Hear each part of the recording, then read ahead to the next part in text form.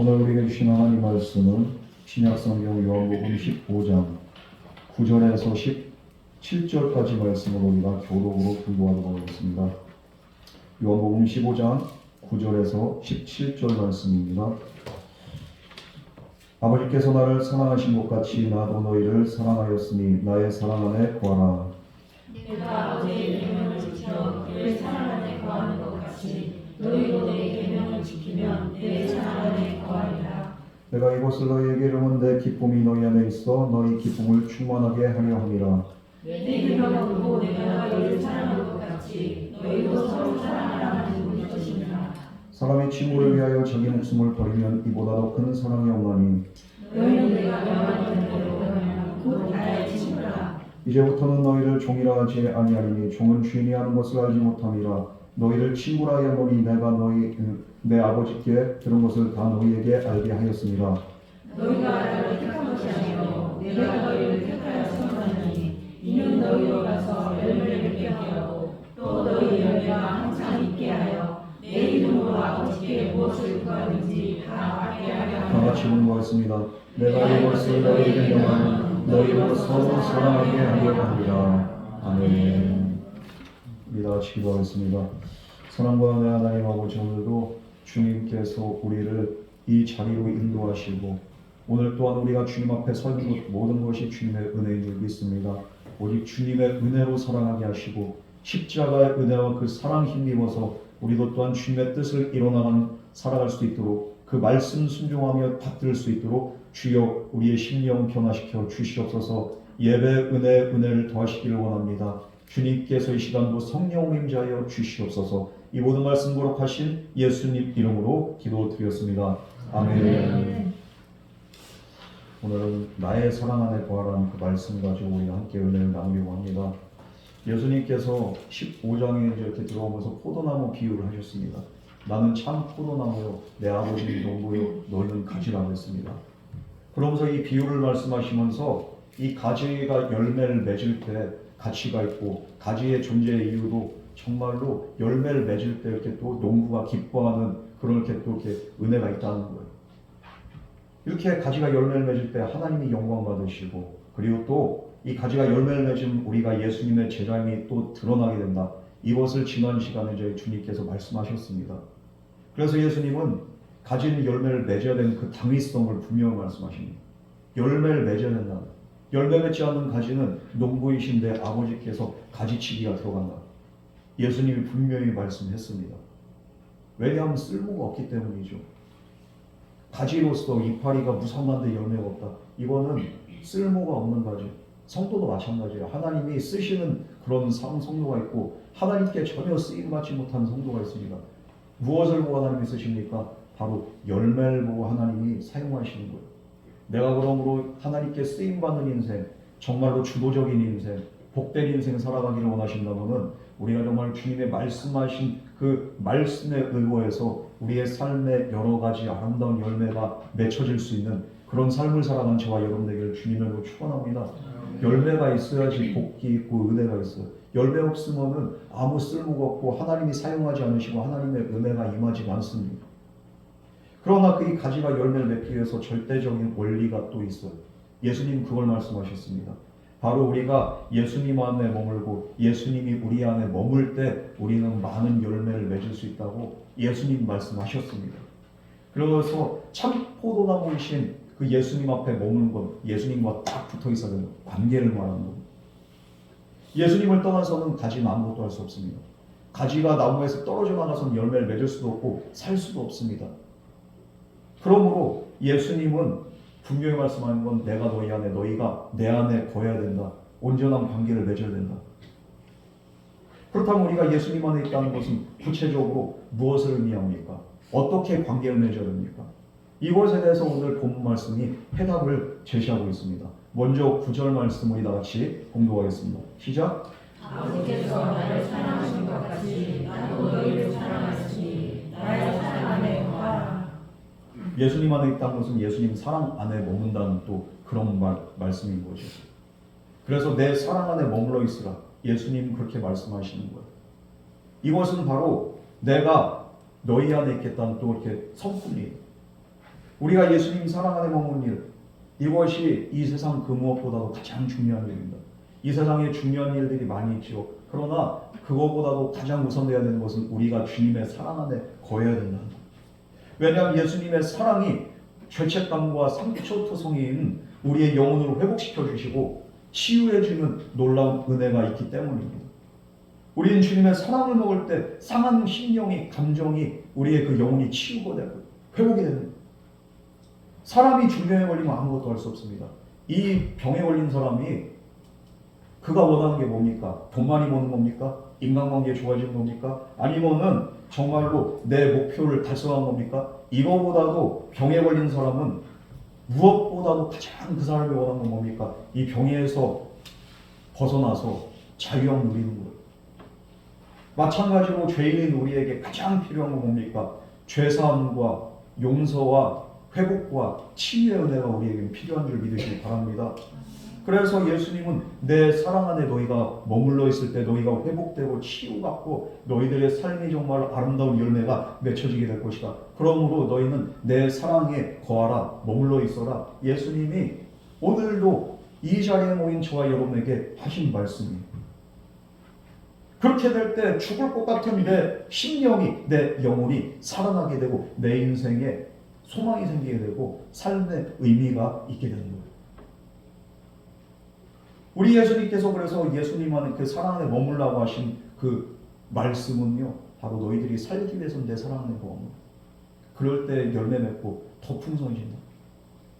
그런데 왜 예수님은 사랑 안에 머물라고 했습니까? 이 사랑 안에 머물러야 되는 그 이유가 두 가지가 있습니다. 먼저는 아버지의 사랑입니다. 하나님 아버지의 사랑 때문에 아버지께서 나를 사랑하신 것 같이 예수님이 먼저 이것을 말씀하십니다. 본문에서 예수님 아버지가 나를 사랑한다고 했어요. 예수님의 능력은 어디에서 나옵니까? 아버지가 사랑한다는 그런 확신 안에서, 그런 믿음 안에서 예수님은 이 모든 것들을 하셨고 십자가까지 짊어지신 거예요. 성부 하나님과 성자 예수님의 관계는 어떻습니까? 불가분의 관계. 아버지와 나는 하나라고 했습니다. 어떻게 이런 말씀이 나옵니까? 확신이 있기 때문에 아버지가 나를 사랑하시고 아버지와 나는 뗄래야 뗄 수가 없고 이 나를 사랑한 아버지께서 원하시는 것이 나를 통한 이 구원의 사역, 이것을 이루기를 원하기 때문에 내가 사랑하고 또 나를 사랑한 아버지의 뜻 안에서 내가 이 십자가를 짊어지리라, 이 사명 감당하십니다. 세상에서 가장 큰 능력은 무엇입니까? 내가 누군가로부터 사랑받고 있다는 확신으로부터 우리가 모든 것을 할 수 있게 됩니다. 주위 사람들이 믿어주고 나를 사랑해주고 내 가족이 나를 지지해주고 그러면은 우리는 무엇이든지 다시 할 수 있고 다시 일어날 수 있는 그런 힘이 생기고 용기가 생깁니다. 최근에 제가 이렇게 축구 이렇게 소식을 간간히 보는데 이렇게 오늘 아침에 그냥 이렇게 딱 일어나 보니까 딱 이렇게 뜨는데 손흥민이가 골을 넣네. 얼마나 기분이 좋은지. 손흥민이 이렇게 골 넣을 수 있는 것도 뭡니까? 팬들이 있기 때문이죠.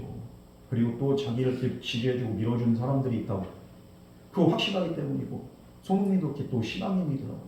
그런 믿음 안에서 내가 사랑받고 있다. 그런 확신 안에서 노력하니까 이게 결과가 맺어집니다. 얼마 전에 리오넬 메시, 제가 제일 좋아하는 축구 선수가 있는데 이 사람이 3골 2어시스트를 했더라고요.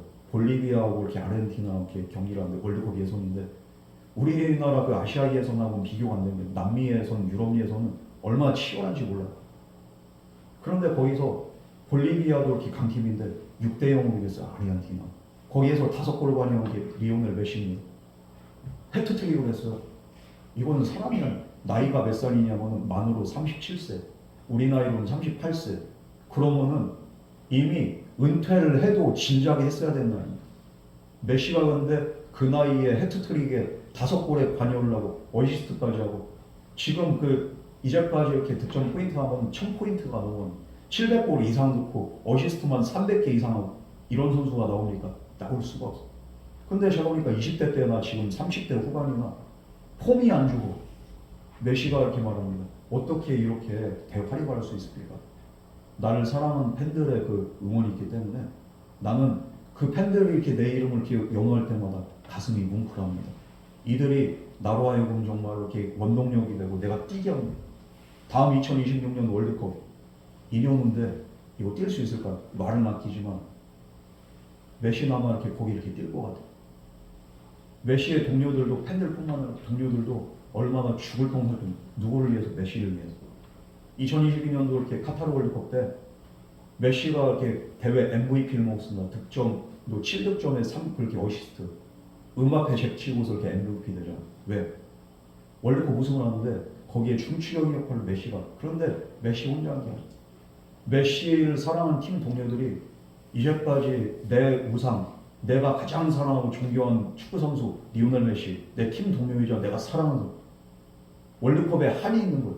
이 메시의 한을 풀어주기 위해서 주변 동료들이 죽을 똥말 듯 살동하면서 막 뛰어다니는 연장전까지 하는데 진짜 피가 올라올 정도로 뛰어다니는 거예요. 미친 듯이 뛰어다니는 거예요. 앙헬 디마리아라는 선수가 메시가 이렇게 월드컵 우승컵을 드는 거 그 모습 보기 위해서 죽어라고 뜁니다. 메시가 그래서 그걸 해냅니다.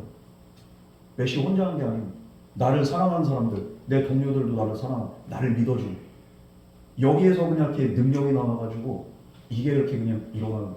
메시가 가장 전성기 때는 월드컵 못 들었습니다. 그런데 지금 이렇게 은퇴가 다가올 때 월드컵을 들어올립니다. 어떻게 이게 가능합니까? 내가 사랑받고 있고 날 위해서 죽어라고 헌신한 사람들이 그 믿음 안에서 자기의 잠재력 이상을 끌어내는 이 사랑의 힘입니다. 이게. 예수님도 이 사랑의 그 능력, 그 또 그 믿음, 확신 안에서 십자가를 감당할 수 있었어요. 우리도 마찬가지입니다. 우리 안에 하나님 나를 사랑해 주신다는 그 확신이 있으면, 그 믿음이 있으면 그 믿음 안에서 어떤 위기가 오고 어떤 어려움이 있어도 우리는 이것을 넉넉히 이길 수 있고 극복할 수가 있습니다. 이 믿음 안에서 우리가 이 터널을 빠져나올 수가 있습니다. 왜 그렇습니까? 나를 사랑하시는 그 누군가가 있어. 절대 변하지 않는 그 하나님 아버지의 사랑이 나를 지금도 온전히 떠받치고 있기 때문에 나는 넘어지지 않아. 내가 쓰러진 것 같아도 다시 일어날 수 있는 그 힘은, 능력은 어디에 있습니까? 하나님이 나를 사랑한다는 그 사랑의 확신, 믿음의 확신 안에서 우리가 이것들을 다 이겨낸 줄 믿으시기 바랍니다. 그런 자에게는 그 어떤 어려움뿐만 아니라 십자가를 짊어지고 감당할 수 있는 그런 능력까지 그에게 생기는 겁니다. 예수님의 그 12제자들이 처음에는 예수님을 다 떠나고 배신합니다. 그런데 나중에 성령 충만하고 예수님의 사랑을 확신하고 하나님 아버지의 사랑을 확신하니까 그들이 어떤 자가 됩니까? 베드로는 거꾸로 십자가에 달려서 죽습니다. 그 외에 바돌로메라는 그 제자는 어떻게 됩니까? 산채로 가죽이 벗겨져가 죽습니다. 그 외에 또 다른 제자들은 산채로 기름 솥에 그냥 이렇게 튀겨져 이렇게 그렇게 죽는 제자들이 얼마나 끔찍한 도만 창에 발려서 죽고 인도 성교다. 바울은 나중에 이렇게 참수당해 죽습니다. 그러나 이들이 이 길을 걸어갈 수 있었던 것은 나를 위해서 생명 바쳐 주신 예수 그리스도 그리고 하나님 아버지의 사랑에 대한 확신이 있기 때문에 이 길을 걸어가는 거예요.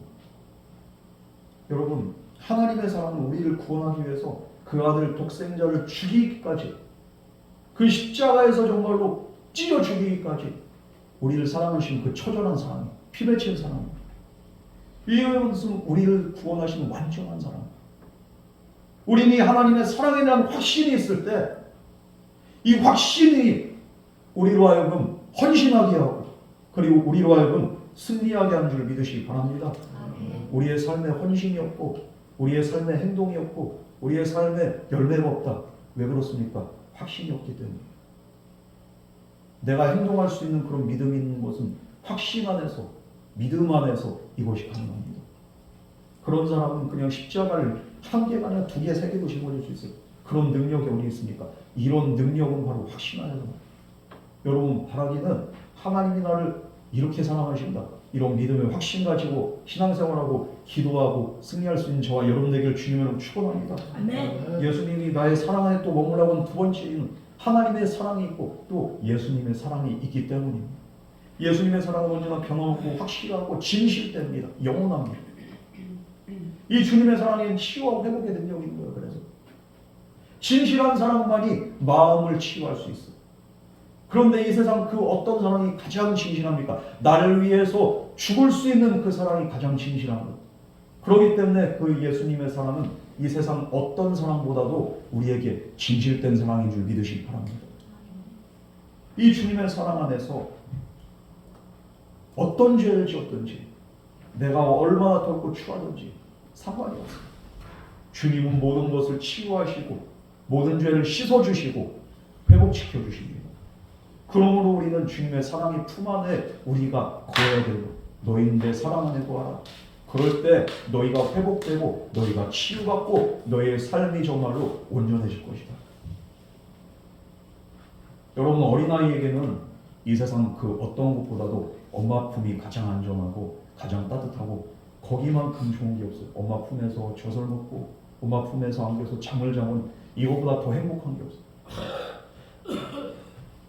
마찬가지로 우리 그리스도의 행복은 무엇입니까? 바로 예수님의 따뜻한 품 안에 우리가 그 사랑 안에 거하는 것이 우리의 가장 큰 행복이 된다는 것. 예수님의 이 사랑의 품이야말로 이 세상 그 어떤 품보다도 가장 안전하고 풍랑 가운데서 폭풍 가운데서 우리로 하여금 잠잠함과 고요함을 느끼게 하는 그런 가장 이상적인 그런 장소가 됩니다. 여러분, 그래서 우리 예수님은 너희가 나의 사랑 안에 거하라. 우리 예수님은 그렇게 말씀하십니다. 그러면은 우리가 어떻게 하면 이렇게 예수님의 사랑 안에 거할 수 있을까? 무엇이 우리 그리스도인으로 하여금 예수님의 사랑 안에 거할 수 있도록 만들어줄까요? 오늘 본문에서 우리는 예수님 사랑 안에 거하는 것에 대한 그런 답이 나옵니다. 10절 말씀 우리 다 같이 공독하겠습니다. 시작. 내가 아버지의 계명을 지켜 그 사랑 안에 거하는 것 같이 너희도 내 계명을 지키며 내 사랑 안에 거하리라. 예수님, 우리가 주님의 계명을 지키며 살아가는 것, 이것이 주님의 사랑 안에 거하는 그런 그 길이라고 말씀하셨습니다. 주님 사랑 안에 거하기 위해서는 내가 주님의 계명 지켜야 된다.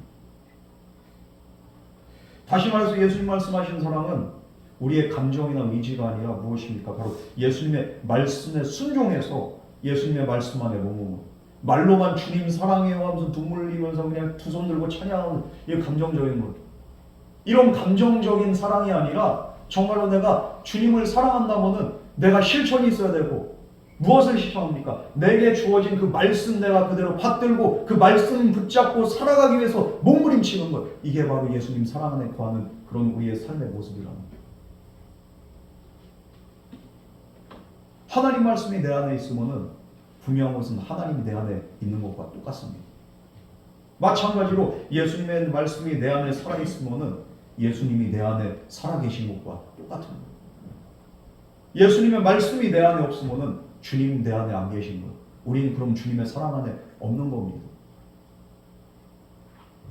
여러분, 그러므로 이 거리상으로 우리 안에 하나님이 거하신 다른 방법이 없어요. 예수님 말씀이 내 안에 거할 때 그 말씀 따라서 순종하면서 살아가는 것, 그것이 바로 주님의 사랑 안에 거하는 겁니다. 그러므로 예수님께서 내 안에 거하라, 내 사랑 안에 거하라, 내 계명을 지키라, 이 말씀은 다 똑같은 말씀입니다. 그럼 예수님은 왜 우리에게 이처럼 주님의 계명을 지키는 삶을 살아가라고 말씀하십니까? 그렇게 살 때 우리의 삶에 진정한 충만한 기쁨이 넘치게 되기 때문입니다. 11절 말씀을 다 같이 공부하겠습니다. 시작. 내가 내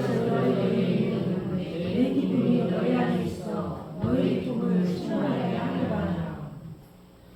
예수님 안에, 예수님 사랑 안에 머물고 예수님의 계명을 지킬 때 어떤 일이 일어나냐? 너희에게 기쁨이 있고, 정말로 내 기쁨이 너희 안에 있어 너희 기쁨을 충만하게,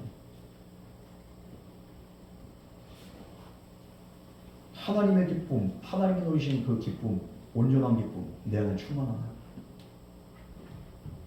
이 세상 어디에도 누릴 수 없는 참된 기쁨, 바로 주님 안에 있어요. 여러분, 사랑은 항상 기쁨을 동반하는데 그 사랑이 무엇이냐? 바로 내가 주님의 말씀을 받들고 계명을 지키며 살아갈 때 이것이 주님 사랑이고, 이것이 바로 또한 나에게 영적인 기쁨이 된다는 거예요.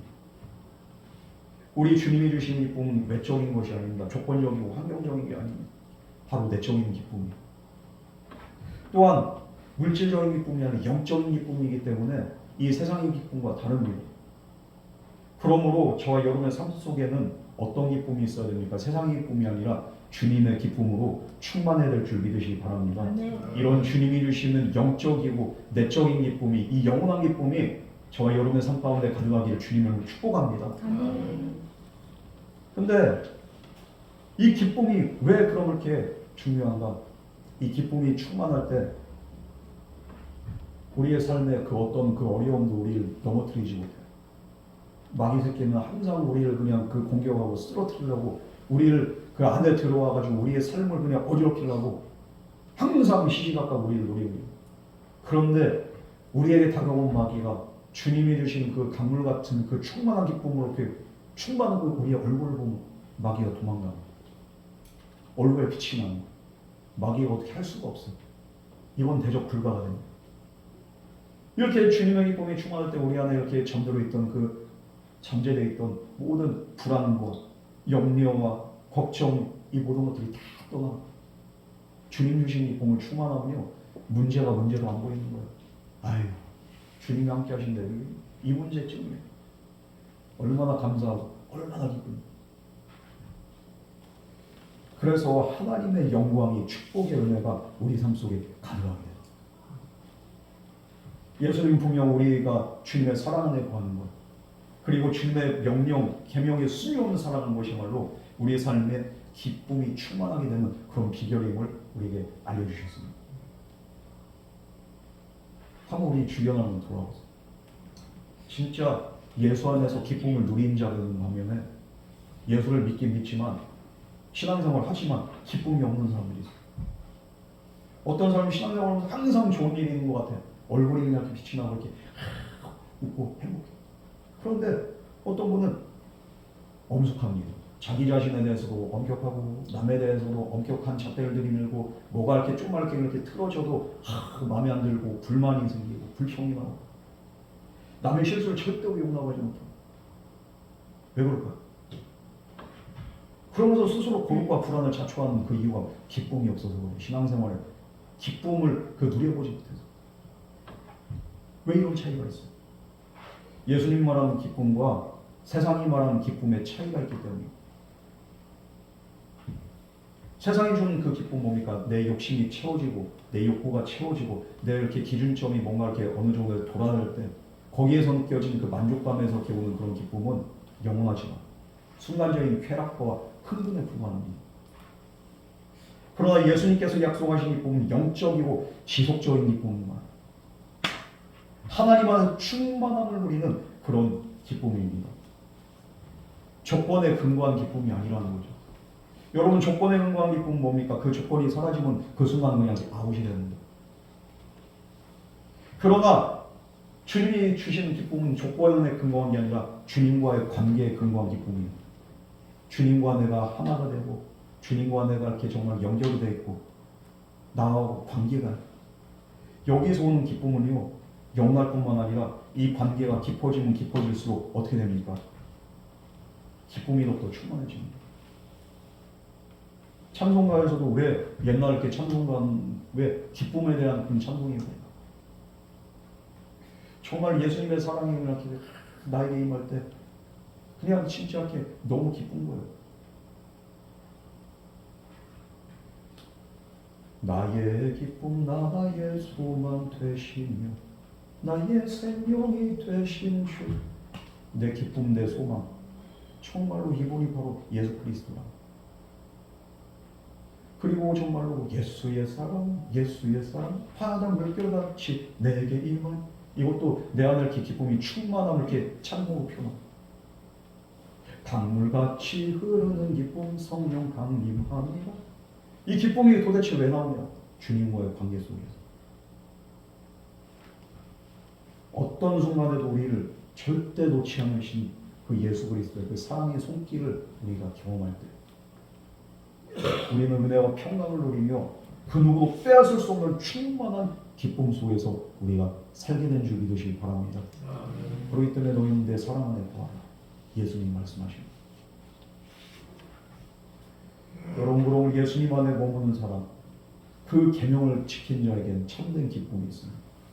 진정한 기쁨, 넘치는 기쁨이 우리에게 주어지게 될 줄 믿습니다. 그러므로 나를 믿는 자는 성경에서 말한 대로 그 배에서 생수의 강이 넘쳐 흐르리라. 예수를 믿는 자는 그 말씀, 계명 붙잡고 성실히 수행하는 살아가는, 그게 바로 예수를 믿는 거고 예수를 사랑하는 거예요. 그런 자에게는 배에서 생수의 강이 넘친다고. 내 삶에 왜 생수의 강과 같은 은혜가 없습니까? 예수님 사랑하지 않아서. 예수님 사랑을 확신하지 못할 뿐만 아니라 예수님을 사랑할 수도 없고 그런 자는 예수님을 사랑하지 않기 때문에 예수님 말씀대로 살지 못하고 그러니까 은혜가 고갈되는. 여러분 예수님을 통해서 구원받고 성령 받은 자만이 누릴 수 있는 참된 영적인 이 기쁨과 은혜, 주님 말씀을 순종하는 자에게 반드시 임하게 될 줄 믿습니다. 신약성에서 등장하는데 사도 바울 빌립보서를 기록하면서 항상 기뻐하라고. 내가 다시 말하니 항상 기뻐하라. 이 글을 쓰고 있던 그 바울은 근데 죄수의 신분이었어요.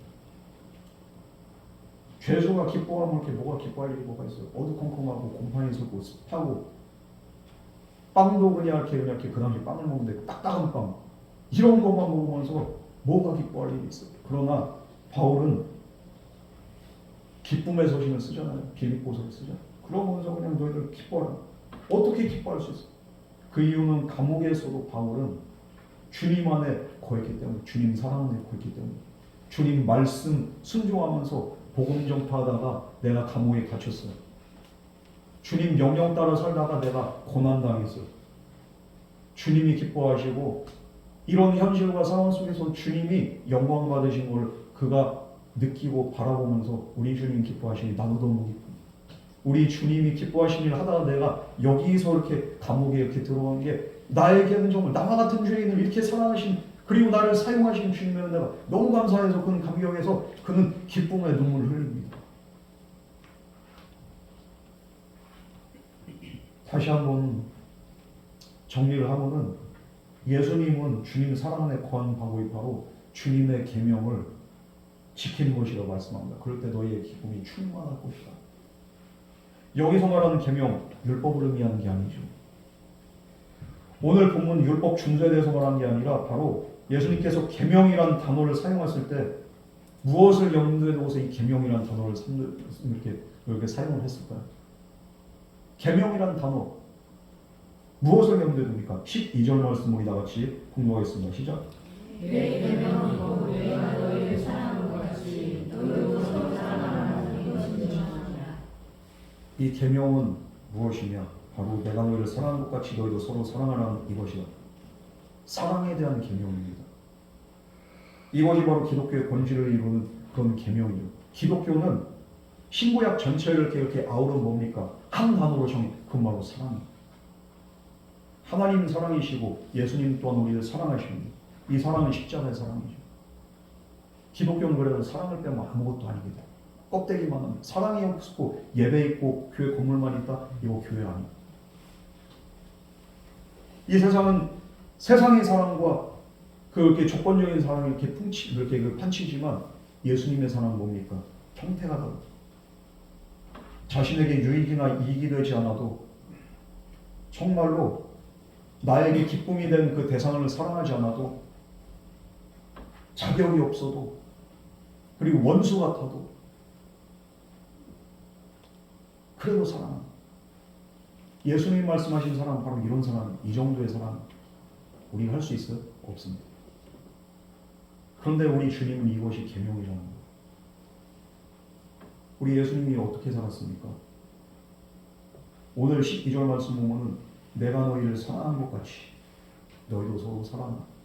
예수님이 그럼 먼저 어떻게 사랑하셨고 어떤 삶을 사셨는지 예수님의 생애를 우리가 되짚어볼 필요가 있습니다. 예수님은 예수님을 향해서 침을 뱉는 자들, 예수님을 부인한 자들, 예수님이 하는 모든 사역에 그냥 자꾸만 회방 놓는 자들, 그리고 예수님을 죽이기까지 하고 예수님을 모독하는 자들, 그 사람 한 사람 한 사람 다 사랑하시고 불쌍히 여기시고 예수님의 제자들이 다 예수님 배반하잖아요. 한 명도 빠짐없이 12명의 제자, 어떤 제자는 예수님 팔아먹고 어떤 제자들은 예수님 죽었다는 소식 듣고서 그냥 이렇게 뿔뿔이 그냥 다 흩어지고 어떤 제자들은 예수님 잡혀갔다는 소리에 그냥 이렇게 예수님 그렇게 또 이렇게 떠나고 예수님 면전에서 또 어떤 제자는 또 이렇게 부인하고 예수님은 사랑을 했는데 돌아온 것은 배신과 뒤통수와 정말로 그 상처밖에 없는 거예요. 그럼에도 불구하고 예수님은 그들을 사랑했다. 오늘 내가 너희를 사랑한 것 같이 도망가는 제자를 사랑하시고 배반한 제자를 사랑하시고 정말로 자신을 버린 자들을 사랑하시고 예수님의 은혜를 덧입었음에도 불구하고 예수님이 어려움 나니까 그냥 순간 그냥 이렇게 손절해버린 그 수많은 사람들 예수님 사랑하시고 상대방이 나에게 어떤 얘기 안 돼도 상대방이 나를 미워해도 감싸주고 섬기면서 사랑하는 것 이게 바로 예수님의 사랑이에요. 내가 너 이렇게 사랑했잖아. 그러니까 너희도 서로를 그렇게 용납하고 용서하고 사랑해요. 예수님이 그걸 말씀하십니다. 예수님 우리를 사랑하기 위해서 목숨까지 버리셨어. 이 예수님이 말씀하신 거예요. 내가 너희 이렇게 사랑했잖아. 그러니까 너희도 서로 사랑해야지. 오늘 그 사랑이 예수님의 그 십자가의 사랑이 우리 안에 있기를 주님을 축원합니다. 사랑이 위대한 이유는 뭡니까? 모든 것을 포기하고 자신을 희생하고 헌신하면서 용서하기 때문에 사랑이 위대한 거예요. 그래서 이 사랑의 능력이 있습니다. 우리 13절에서 14절 말씀을 다 같이 공부하겠습니다. 시작. 사랑이 친구를 위하여 자기 목숨을 버리면 이보다 더 큰 사랑이 없나니 너희는 내가 명하는 대로 행하면 모두 나의 친구라. 예수님이 최고의 사랑은 부모 자식 간의 사랑도 아니고 부부 간의 사랑도 아니고 어떤 사랑이 최고의 사랑이에요? 친구를 위해서 목숨을 버리는 이보다 더 큰 사랑이 없다. 예수님이 이렇게 말씀하십니다. 그러면서 너희가 나의 명대로 행하면 곧 나의 친구다. 예수님이 또 이렇게 말씀합니다. 예수님은 하나님과 원수되었던 저와 여러분들을 위해서 죽으셨고 그래서 이를 통해서 하나님과 우리 사이에 가교 역할을 하셨어요. 예수님 때문에 하나님을 아버지라고 볼 수 있고 하나님과 원수되었던 우리 죄인들이 하나님께로 나아가고 하나님의 자녀가 되고 하나님의 은혜가 오늘 우리에게 흘러넘치게 됩니다. 이 일을 위해서 예수님이 죽으셨습니다. 그렇게 우리를 사랑하셨습니다. 그러면서 이제는 예수님은 우리를 더 이상 죄인으로 보지 않으시고 우리를 친구로 삼으셨다는 거예요. 그러면서 이렇게 예수님 말씀은 사람이 친구를 위하여 자기 목숨을 버리면 이보다 더 큰 사람이 없다. 예수님이 그렇게 사셨다는 거예요. 우리를 친구 삼기 위해서 죄인인 우리를 위해서 목숨을 버리셨어요. 그리고 우리를 친구 삼으셨어요. 이보다 더 큰 사람이 없습니다. 너희는 그러므로 내가 명한 대로 하면 곧 나의 친구야. 너희도 이런 은혜를 받았으니까 너희가 그렇게 살아가면 너희를 친구로 보는 나의 진정한 친구가 될 것이다. 요즘 세상은 친구를 위해서 목숨 버립니까? 안 버려요. 아무리 친구가 좋아도 친구를 위해서 목숨 버리고 전 재산을 다 이렇게 은혜하게 투자하는 사람은 없습니다. 친구를 괴롭히거나 친구를 상대로 사기를 치는 사람들은 많이 있어요. 그런 사람 많이 봤습니다. 그러나 예수님은 친히 우리의 친구가 되어주셔서 우리를 위해서 자기의 목숨을 버리십니다. 그러므로 이 세상에서 우리의 친구 되신 예수님께서 우리를 위해서 십자가에 달려 죽으신 이 사랑보다 더 큰 사랑이 없다는 그 사실 우리가 깨달아야 됩니다. 이렇게 우리의 친구가 되어주신 그 예수님, 이제는 우리도 주님의 본을 쫓아 살면서 이웃을 사랑하면서 우리의 친구를 위해서 우리도 이렇게 죽기까지 서로를 사랑하며 헌신하는 그런 믿음의 공동체, 교회와 성도들, 그리고 우리 가정들 되기를 우리 주님은 누구보다도 원하십니다. 여러분, 우리가 그렇게 살아갈 때 우리도 주님의 친구가 되는 거예요. 하나님인 예수님하고 인간인 우리하고 어떻게 친구가 되는 거예요. 그런데 예수님의 계명을 따라서 살아가는 자들, 내 종이라고 하지 않고 넌 내 친구다. 예수님이 그렇게 말씀합니다. 이 친구란 말이 얼마나 이렇게 가깝고 얼마나 이렇게 정다운 단어입니까? 거리감이 없어요. 어깨를 나란히 합니다. 그러면서 모든 것을 그냥 다 털어놓습니다. 비밀이 없습니다. 이게 바로 친구거든요.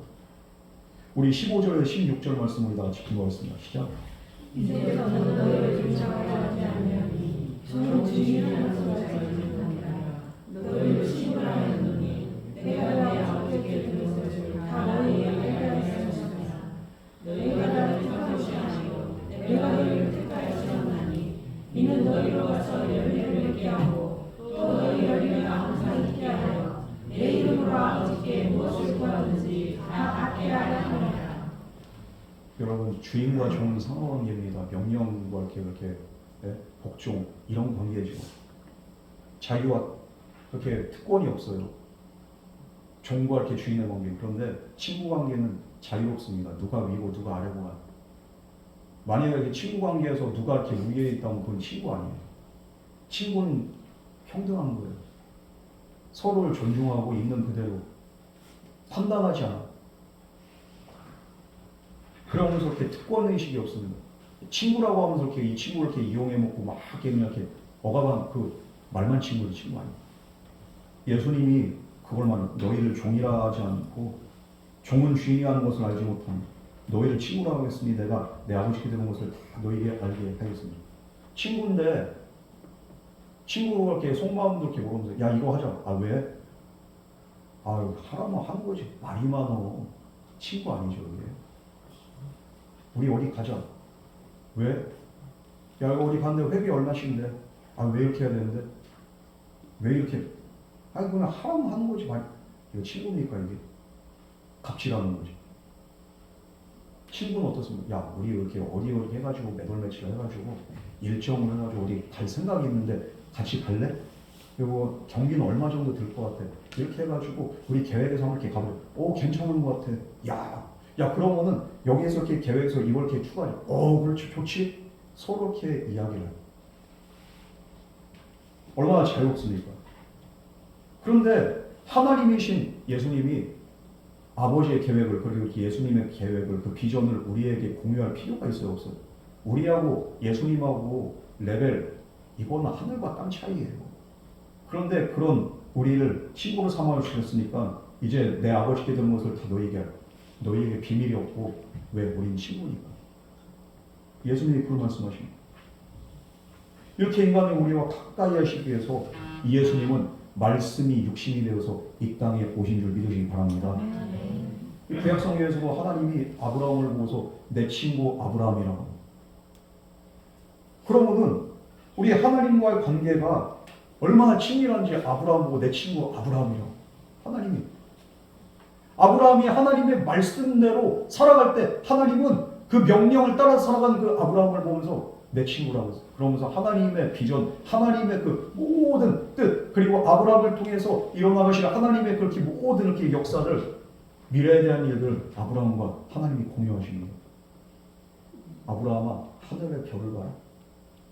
네 후손들이 저 별과 같을 거야. 바다의 모래를 셀 수 있느냐? 주여 없습니다. 네 후손들이 그렇게 될 거야. 너희 민족들이 그렇게 될 거야. 하나님 혼자서만 이렇게 계획했던 것들을 친구가 된 그 아브라함에게 모든 것을 다 공유하십니다. 친구는 상호관계가 아니라 그렇게 수평관계잖아요. 일반적이 아닌 쌍방관계가 그게 바로 친구입니다.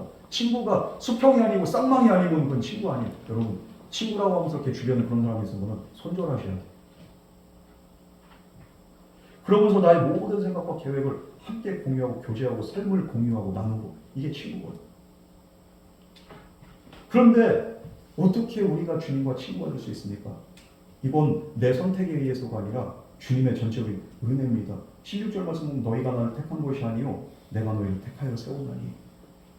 예수님이 우리를 선택하셨다는 거예요. 얼마나 놀라운 은혜인지 몰라요. 우리가 예수님 앞에 무릎을 꿇을 수밖에 없는 이유가 있습니다. 왜냐하면 예수님이 자격 없고 친구가 될 수도 없는 더럽고 추악한 나와 같은 죄인을 선택하여 주셨다는 거예요. 이 주님의 선택적인 사랑 때문에 우리는 주님의 그 사랑 앞에 무릎을 꿇게 되는 거예요. 그래서 주님의 은혜가 언제나 우리 안에 거하게 되는 줄 믿으시기 바랍니다. 뿐만 아니라 이 사랑은 우리에게 풍성한 열매를 안겨줍니다. 너희 이렇게 세웠는데, 너희를 친구 삼았는데, 너희를 택했는데 왜 그러느냐? 너희로 가서 열매를 맺게 하고 또한 너희 열매가 항상 있게 하고 풍성한 열매가 맺혀지게 하기 위해서 내가 너희를 불렀고 선택했고 친구 삼았다. 어떤 열매가 맺혀집니까? 예수님과 친구 먹은 자들은 어떤 열매가 맺혀집니까? 사랑의 열매, 생명의 열매, 변화의 열매가 그 우리의 삶 가운데 맺혀지게 되겠어요. 저는 그 박효진 장로님 옛날 이렇게 그 간수 이렇게 그 평소 서정이었잖아요. 하면서 많은 사역들을 봤는데 이들을 어떻게 변화시킵니까? 예수님의 사랑으로 변화시킵니다. 그 중에는 지존파도 있었고 그 외에 수많은 사형수들이 있었고, 그리고 또 그 특수 절도 강도들도 있었고. 그런데 이 많은 사람들이, 죄수들이 나중에 눈물 흘리면서 회개하는 거예요. 변화된 모습을 그렇게 들으면서, 또 어떤 사형수는 사형장에 가는 마지막 그렇게 순간에 찬송을 부르면서 가는 거예요. 사형, 하늘 가는 밝은 길, 이 찬양 부르면서 사형장 가는 거예요. 지종파도 이렇게 이런 찬양을 불렀다는 거예요. 여러분 아시잖아요, 지종파. 얼마나 이렇게 그간도가 그런 이렇게 죄인입니까? 그러면서 형장에서 사라지지 않고 어떤 사람은 속죄하는 마음으로 내가 죽으면 내 장기를 바로 기정하겠습니다. 많은 사람에게 생명을 주고 떠납니다. 어떻게 이것이 가능할까?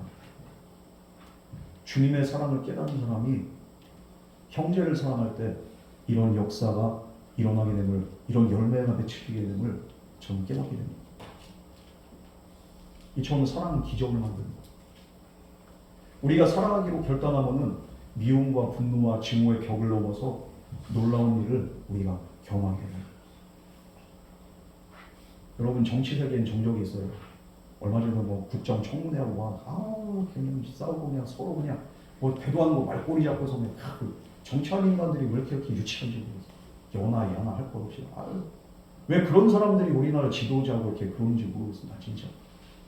좀 생각들 좀 하고 이렇게 좀 이렇게 했으면 좋겠는데, 국민들 생각은 일도 안 하고 어떻게 해서든 상대방 깎아내리려 그것만 그냥 혈안이 돼 있어요. 그게 국회의원들이에요. 사람으로 안 보이는 거죠. 이렇게 정치 세계는 정적이 있어요. 그러니까 이게 옳고 그른 게 아니라 네 편 아니고 이렇게 다른 편이면 무조건 깎아내리는 거예요. 사업에는 어떻습니까? 사업하는 사람들 경제적 억치들이 있어요. 서로 경쟁하기 위해서 상대방의 그냥 기밀 정보도 이렇게 유출하고 그냥 빼가지고 그래가지고 이렇게 경쟁에서 이기려고.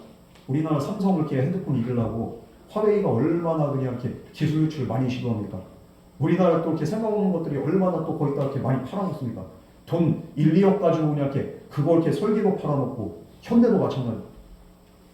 중국이 그런 식으로 해가지고 이렇게 삼성 한번 이겨오겠다고 그렇게 하잖아요. 그런 식으로 그냥 이렇게 서로 싸우니. 마찬가지로 우리 일상에도 마찬가지. 절대로 용서하고 싶지 않은 원수가 있고요. 나로 하여금 불편함을 느끼게 하는 또 걸리적거리는 또 왼수도 있어. 원수가 있고 왼수가 있어. 원수랑 왼수랑 한 끗 차이지만 원수는 진짜 절대 보고 싶지 않아. 왼수는 맨날 보고 살긴 하지만 짜증은 나지만 그래도 보고는 살아. 그 왼수. 원수와 왼수의 차이는 그거야. 여러분들이 같이 사는 그분이 바로 왼수잖아요. 원수와 왼수의 차이는 그거예요.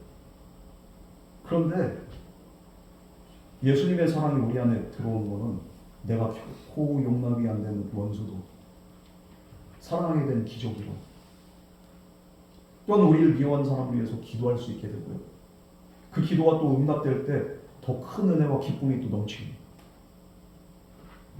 우리가 사랑하기로 결단한다면 이런 기적이 일어나게 된다고 예수님 말씀합니다. 많은 열매를 맺게 하려고. 너희가 사랑해서, 사랑의 열매가 뭡니까? 기도의 열매가 맺혀지고 사랑을 통해서 그 사람이 변화가 되고, 이런 놀라운 일들이 일어난다는 거예요.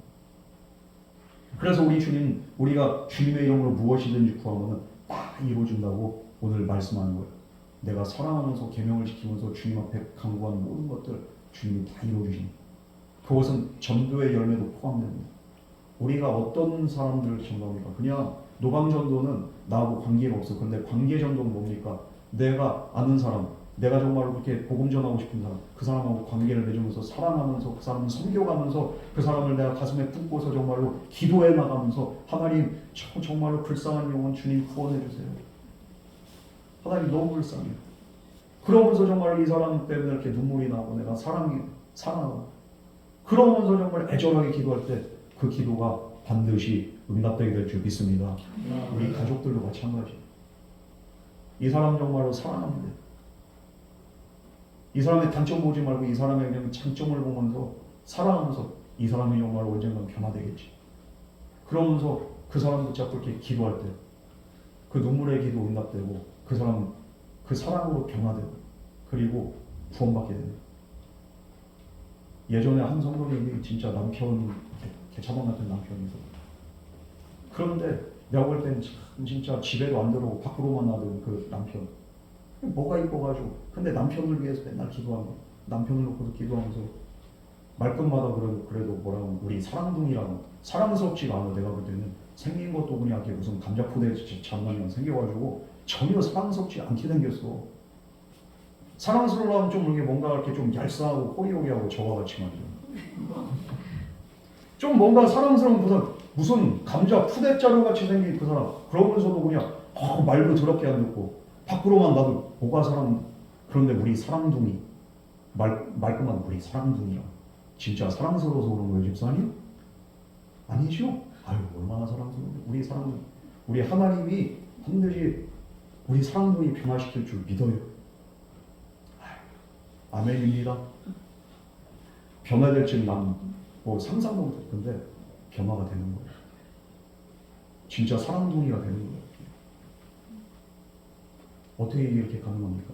사랑하니까. 열매가 맺혀지고 기도가 응답이 되는 거예요. 여러분, 사랑은 이런 놀라운 능력이 있고 기적을 만듭니다.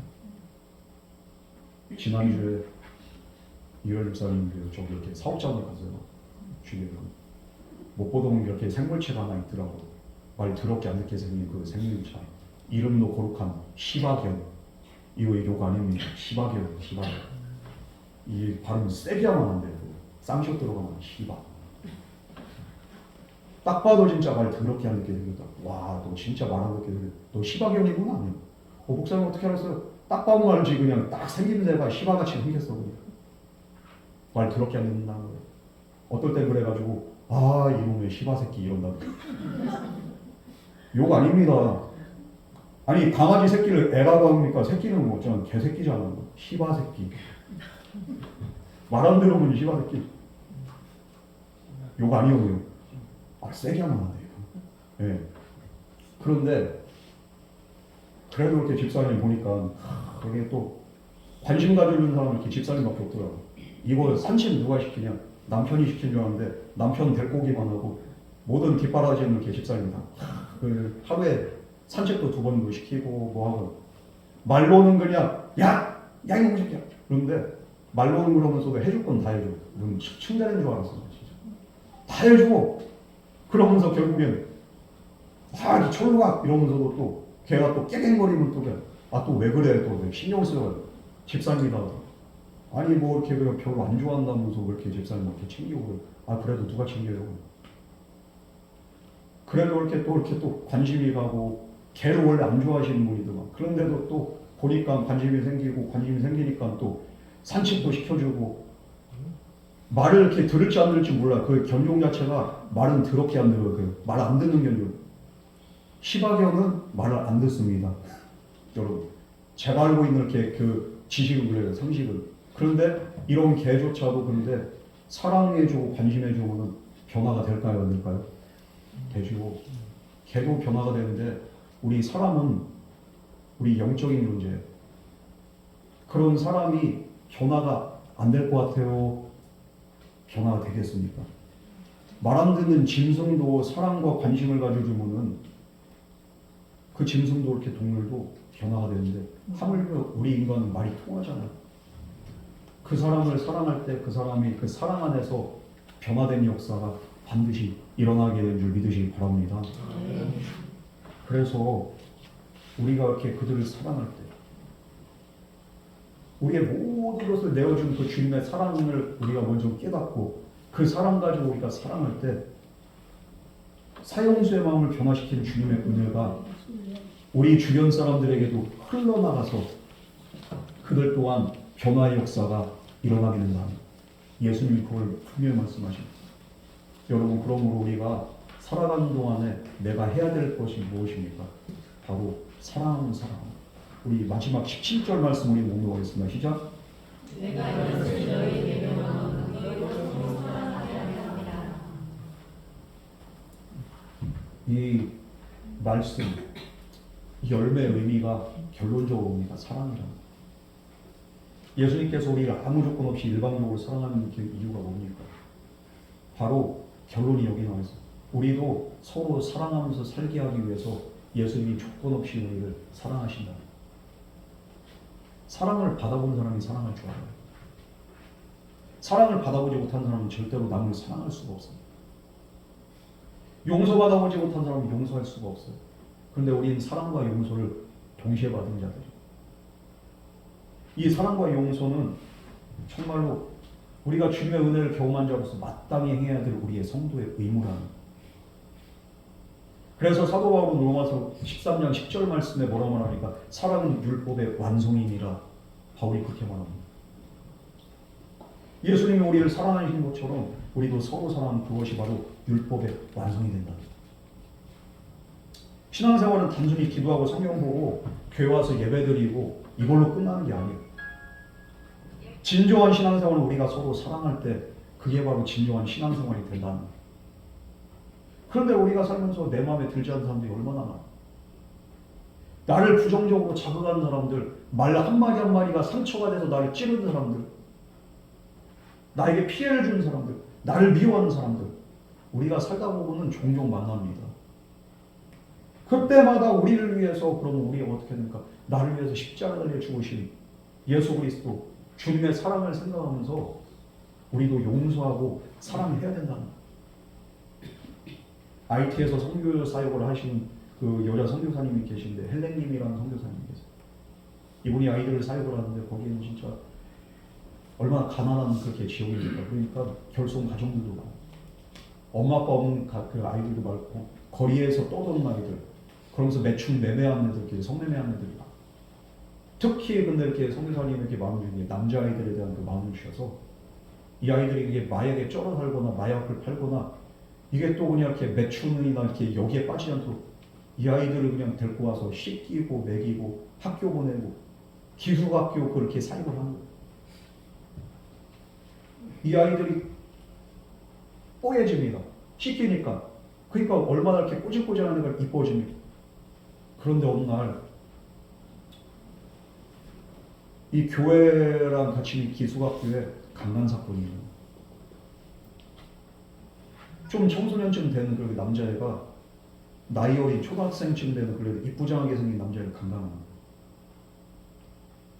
그 현장을 그 눈으로 직접 보고 충격을 먹었어요. 이렇게 사랑하고 이렇게 아껴줬는데 니들이 이렇게? 그 현장에 있던 그 관계자들 다 쫓아냅니다.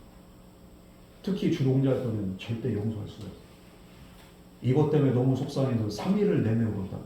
이 선교사님 쓰레기 같은 새끼, 나쁜 놈의 새끼, 다시는 안 받아요.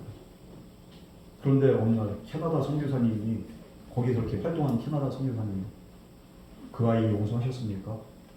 아니요. 난 절대 용서 못해요. 어떻게 내가 이렇게 사랑으로 키웠는데 어떻게 이렇게 배신 때렸어요? 나 절대 용서 못해요.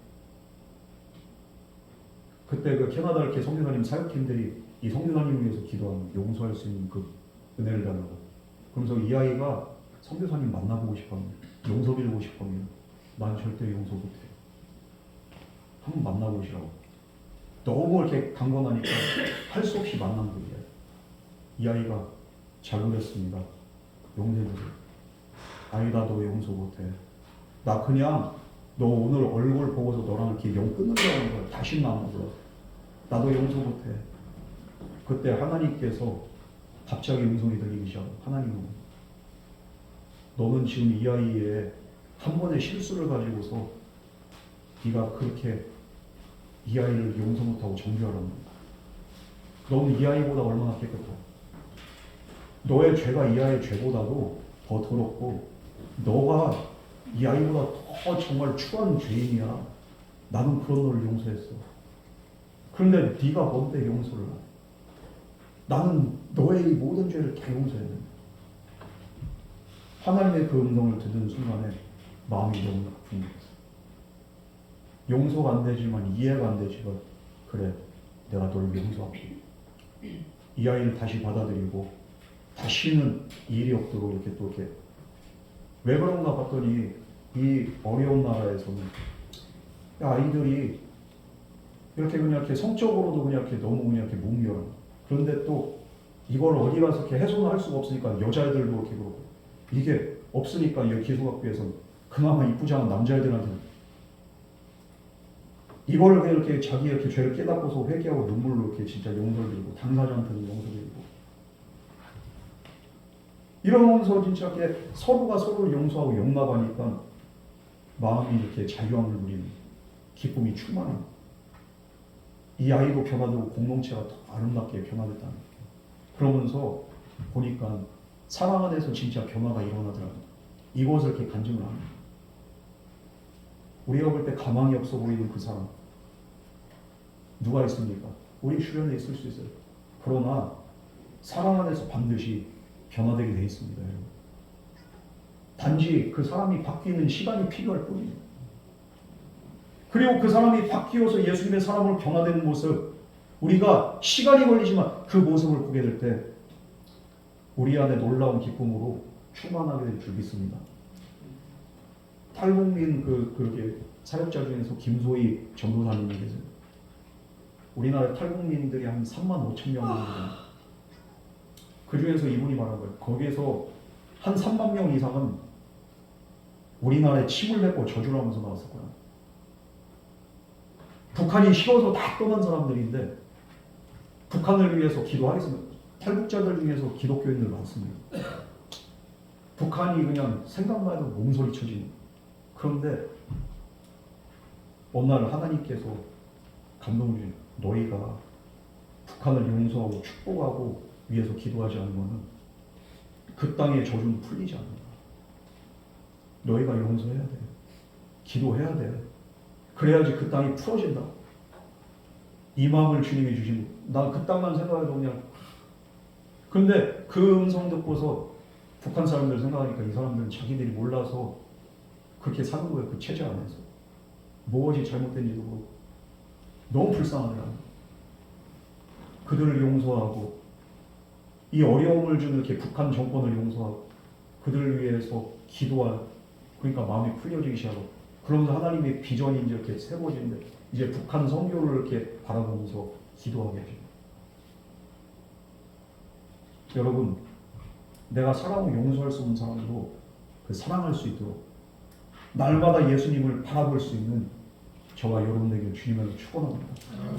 그럴 때 예수님께서 명령하신 대로 우리는 하나님 사랑 안에 거할 수 있고 주님께서 주신 영적인 기쁨으로 충만한 삶을 우리가 살아가게 될 줄 믿습니다. 모든 결박이 다 풀어지고 그리고 우리의 미래가 그냥 열려진 우리 마음에 평안과 기쁨이 넘치게 됩니다. 용서하기 싫은 사람 용서하고 마음을 열 때 내가 용서한다고 고백할 때 용서할 수 있는 힘과 능력 주시고 사랑하게 하시고 그 사랑 안에서 반드시 변화가 돼요. 언제나 예수 그리스도를 닮아가는 사랑과 그 은혜 안에서 하나님이 주신 충만한 기쁨이 가득한 그런 복된 삶을 살아갈 수 있는 저와 여러분 되기를 주님으로 축원합니다. 우리 이 시간 찬양하는 것도 이렇게 부르고 시간이 좀 지났지만 우리가 기도하겠습니다.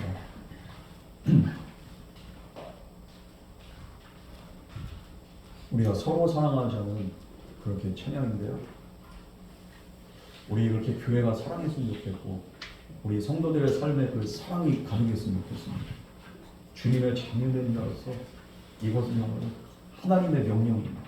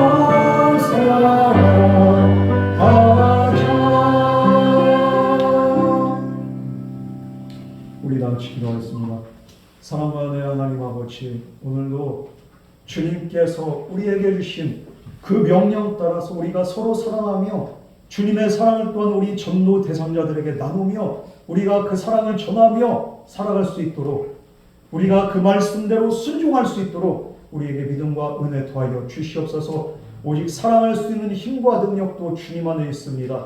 용서의 은혜와 능력도 주님 안에 있습니다. 나의 힘과 능력으로 내 뜻과 의지로는 사랑할 수도 용서할 수 없습니다. 그러나 주님 명령 따라서 이것들을 행할 수 있도록 우리에게 믿음과 은혜 주시고 우리의 삶의 기쁨이 충만할 수 있도록 우리의 기도가 온전히 응답되고 열매가 풍성해질 수 있도록 주여 은혜 내려 주시옵소서. 사랑의 삶을 살아감으로써 주님의 기쁨 되고 이웃의 기쁨 되며 가정의 기쁨이 되며 우리가 정말로 축복의 은혜 통로 되게 하여 주시옵소서. 오늘도 우리에게 은혜 주시고 말씀하신 주님께 감사드리오며 예수님 이름으로 기도드렸습니다. 아멘. 주님의 말씀 생각하면서 우리가 준비하신 예물을 주님